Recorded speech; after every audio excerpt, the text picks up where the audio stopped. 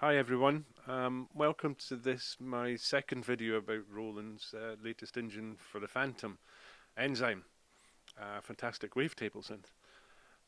This means that there's now 9 engines that can be installed on the Phantom, which really makes it amazingly powerful and creative and endless musical possibilities. Uh, this kind of explains why I refer to the Phantom as a platform. Um, because it really is, it's a launching point for fantastic music, and there's new things being added, and so your creative spectrum is increased, and so it's a joy to be able to use this. Incidentally, I've actually got a Facebook group that is for the Phantom platform. It's got a vibrant and active community. There's specialists, and we're lucky enough that Roland staff join us there too. So if you're not already a member, do join in. Okay, right. The first Enzyme video I did was about its presets, just a simple example of each of the 113 sounds. But Enzyme, like all the Phantom synth engines, is so much more than the presets. It's very satisfying to create music with your own patch, and really, honestly, releases the powerful potential of the engines into your music making. Now, what's brought this about was earlier today I was working on a new piece, and I wanted an Enzyme pad type sound with that granularity wavetable kind of thing, that ethereal, distant kind of thing, but use it as a lead. So I thought it might be useful to walk through the process I went through, and then share that process with you. You'll see that in well under 10 minutes you can create a sound and get on with making music with it.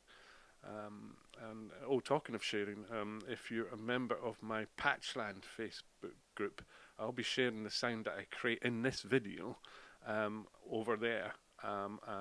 Anyway, the links are in the description, so you're welcome to join in there anytime you like. Okay, right. If you're ready, let's dive in. Okay, let's explain what we're looking at here. I've created a scene here, and I know I want to use the V piano in zone 1, and as a Zencore choir patch I created in zone 3.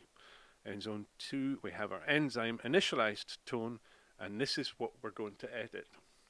Now, here's what it sounds like now.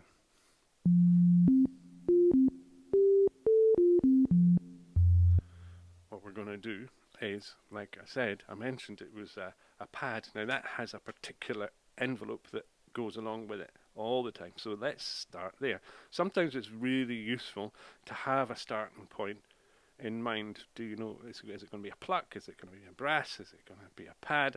Because they all have signature envelope shapes. So that's where I start first, because I've got an idea of roughly what I want. So what we're going to do is make this just a classic kind of pad thing. There's no decay.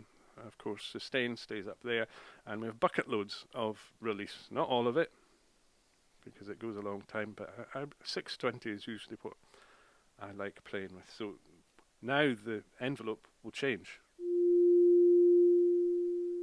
We've got that nice tail off, and what I love about Enzyme Engine is the little dot shows where you are in the actual envelope. Really clever. I've never seen that anywhere else, but I like it. Okay, whilst we're doing envelopes, you won't hear any difference here. I'm just really ticking the box. No sustain in this one, because this is the filter. What we're going to do is it's going to increase and then bring it down as part of the filter shape, and then we're going to set a depth of not too much, around the 13 mark.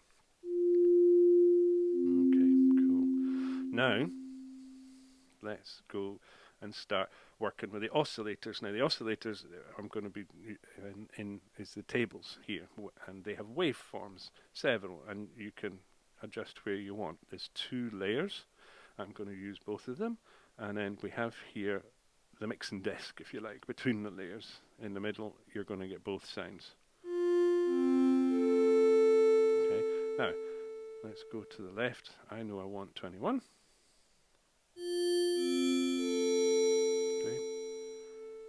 I know I want harmonic, excuse me. Okay, now let's mix and match. Yep, there we go. And you can hear there's different variations that you can have by using the slider. Right, so I want that to be there. Cool. Now that we've done that, what I want to do is just have a look at the shapes, because there's nothing happening. Yep. There's no movement. So let's go to shapes, and you press the shape button and you've got all these different ones, and they're great. Do explore, it's great. And this one, the cat, is Gatopus. Gatopus asked Roland to put his cat in, and they obliged. And so if you listen now, we're getting some action. Alright, shape, I want this one here, which is great. And I'm going to do just a little bit of adjustment. There's not a huge amount that I'm going to do in here. But it just adds a little bit of further interest. Can you hear what's going on there? So we're getting a lot of variation now. But if we go back to the table, we'll still see we're not moving much in terms of the waveform. So how we do that is we actually go into this area for the modulation. And what we're going to do is I'm going to hit target, and I'm going to take pitch off, and I'm going to dial these down a bit. Don't need to be that far up. I don't want massive variations going on here. Alright, cool. But nothing much is happening. You'll see the cursor is going along, but nothing is being triggered in the wavetables. So what we do is we just simply draw a shape. Now you're talking. And if we go back to the table, you can see now we're jumping between the waves, which is excellent. This is what we wanted to do. So go to target that and keep the amp on, but again I don't want it too big. So this is good.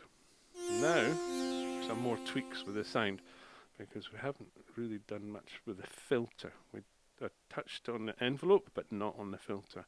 So let's just make it a richer sound and dial it down a bit. So we want a little peak of interest. There we go. Here's the filter coming in now. It's really good. Now let's go to effects. I do like a good effect. 70 is a particular favourite.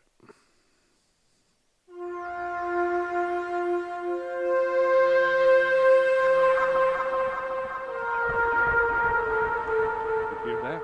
All that wonderful constant change, which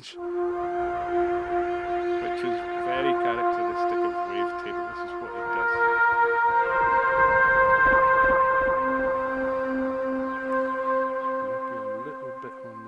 Side. Let's take that down a little bit. Do this. Oops. Take that down. Grand. And actually, I'm gonna, whilst I'm here, add a little. This is more for a performance thing, because I like legato on Portamento, because if you separate the notes, no Portamento. But if you keep one of them held down, and the next one you play, it will slide up to or down.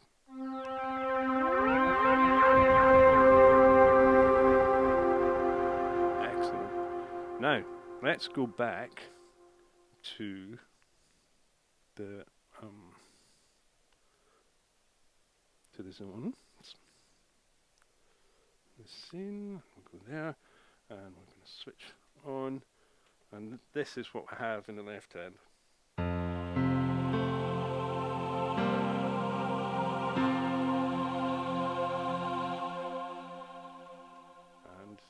With the new lead.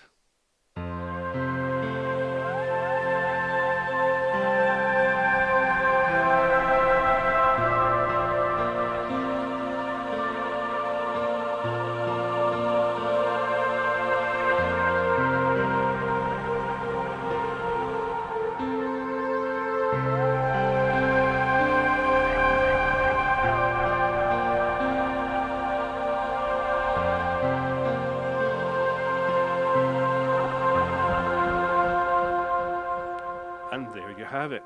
A wonderful sound that didn't exist less than 10 minutes ago, and now it does. So I'm going to save this, because this is the one that I'm going to put up for sharing on Patchland, and hope to see you there. Hope you've enjoyed this video. Hope it gives you some food for thought and some inspiration. It certainly worked for me, so I'm going to sign off now and get on with another track. Take care. All the best. Bye.